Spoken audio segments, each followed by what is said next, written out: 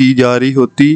ہمیں یہ باتیں پڑوس کی ایک خاتون نے بتائیں جو ہماری ماں کی طرح ہماری ماں کی سہیلی تھی۔ پھر اس کا حوصلہ دیکھو کہ مجھے تو لڑکوں سے ملنے جلنے کی اجازت نہ تھی اور خود غیر مردوں سے ملتی ان کو روک ٹوک نہ تھی۔ میں اس سے بڑی بیٹی ہونے کی وجہ سے ان حرکتوں کو برداشت نہ کر سکتی تھی۔ اس کا ہم نے معاشقانہ سلوک ہوتا تو شاید میں اس طرح سے عائد پابندیاں قبول بھی کر لیتی، لیکن موجودہ صورتحال میں ان پابندیوں کو آمریت ہی سمجھتی۔ باپو کی آمدنی محدود تھی تو اس کی اپنے کپڑوں اور میک اپ وغیرہ کے لیے پیسے کہاں سے آ رہے تھے؟ ہمیں تو 2 وقت کی سادہ روٹی تک میسر نہ تھی۔ کئی دفعہ میں نے باپو سے یہ باتیں کرنے کے بارے میں سوچا، مگر وہ اس کتیا سے اتنا لاڈ پیار کر رہا تھا کہ مجھے اس سے بات کرنے کی ہمت ہی نہ ہوئی۔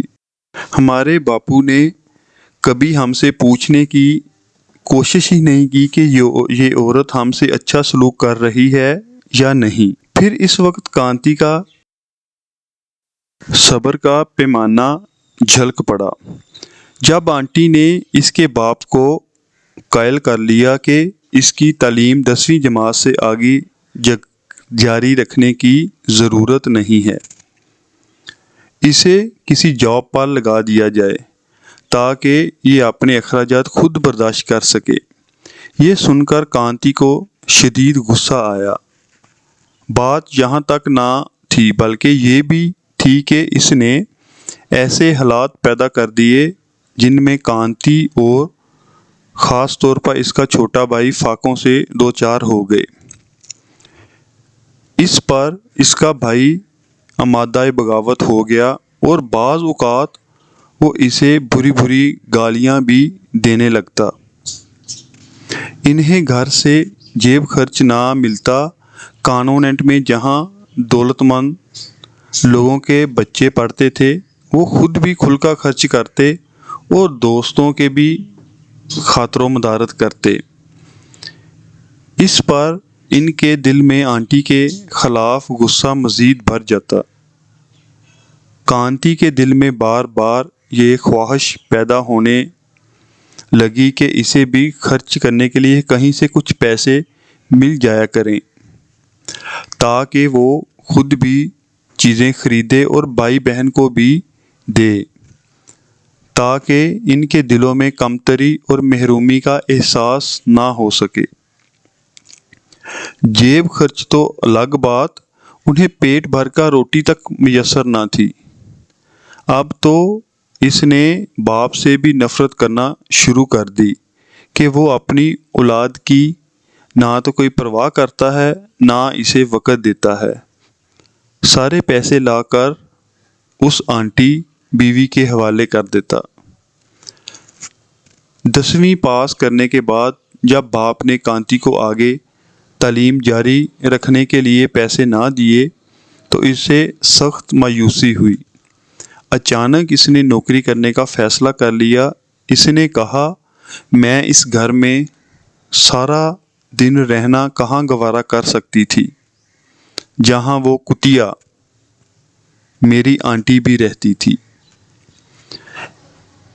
میں کوئی بھی جاب فوری طور پر قبول کرنے کو تیار تھی تاکہ اپنے لیے اور اپنے بہن اور بھائی کے لیے کچھ رقم حاصل کر سکوں۔ میری زبردست کوشش تھی کہ میری طرح وہ بھی محض فیس وغیرہ نہ ہونے کی وجہ سے تعلیم ترک کرنے پہ مجبور نہ ہو جائیں۔ لہٰذا میں نے فوری طور پر پرائمری اسکول ٹیچر کی پوسٹ پر اسٹاف کی چھٹیوں کی وجہ سے پیدا ہونے والے خلا کو پر کرنے والی ٹیچر کے طور پہ ملازمت شروع کر دی۔ بعد ازاں عارضی ٹیچر کی حیثیت سے 100 روپے ماہوار پہ عارضی ٹیچر تعینات ہو گئی۔ میں نے اس کے حالات کو مزید کریدتے ہوئے وہ حالات دریافت کیے جن سے اس نے کال گرل کے طور پہ کام کا آغاز کیا۔ میں نے بڑی کوشش کی اور دم دلاسا دے کر اسے یہ ساری تفصیلات بیان کرنے پہ آمادہ کیا۔ کانتی پہلے تو کافی جھجکی، پھر بولنا شروع کر دیا۔ میں نے اسکول میں ٹیچرز کو بتا دیا کہ مجھے رقم کی اشد ضرورت ہے، اگر کوئی طالبہ ٹیوشن پڑھنا چاہتی ہے تو اسے میرے نام کی سفارش کر دیجیے۔ اسکول میں تقریباً 3 ماہ کی ملازمت کے بعد ایک لڑکی نے ہمارے گھر پہ مجھ سے ٹیوشن پڑھنا شروع کر دیا۔ اس سے مجھے 50 روپے مہینہ ملنے لگے۔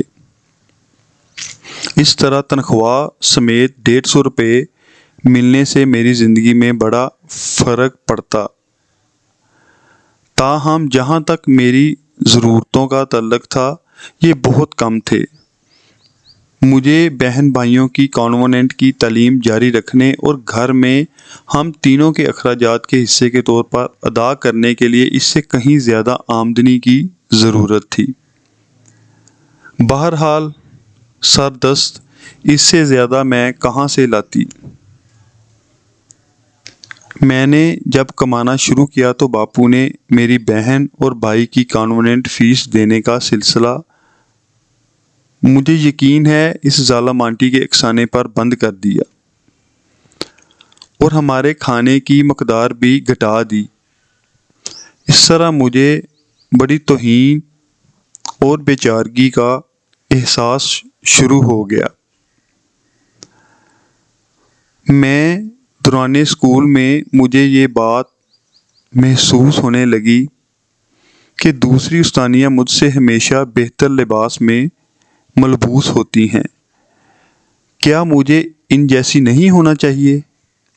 اس پر میرا خیال اس لڑکی کے والد کی طرف گیا جسے میں پرائیویٹ ٹیوشن دے رہی تھی۔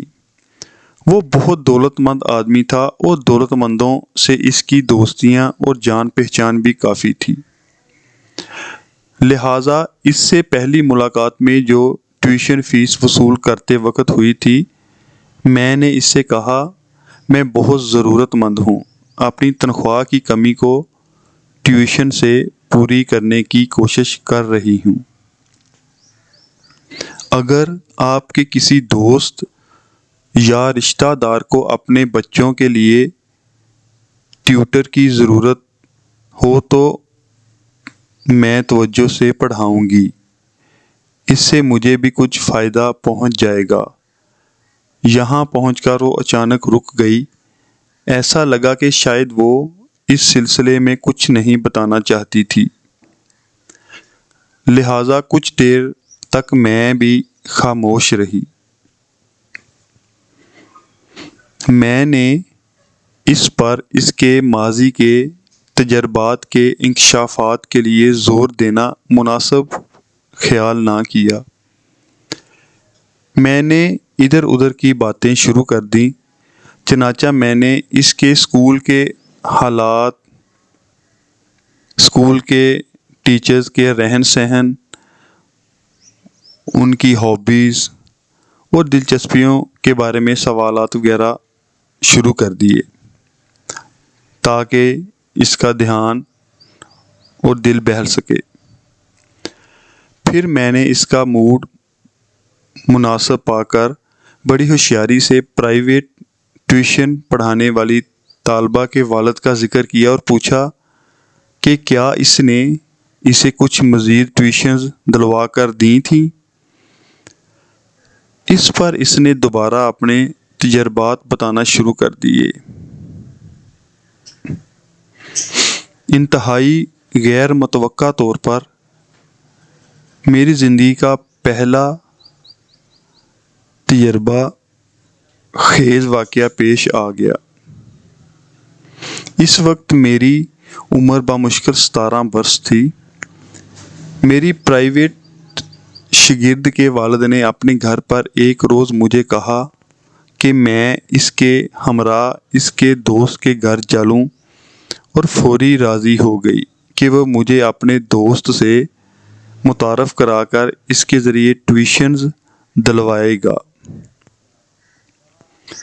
اس شام جب ہم وہاں پہنچے تو ایک بہت بڑی پارٹی ہو رہی تھی۔ اس کی رونقیں دیکھ کر میری حیرت کی انتہا نہ رہی۔ میں اس بات پر کچھ شرم بھی محسوس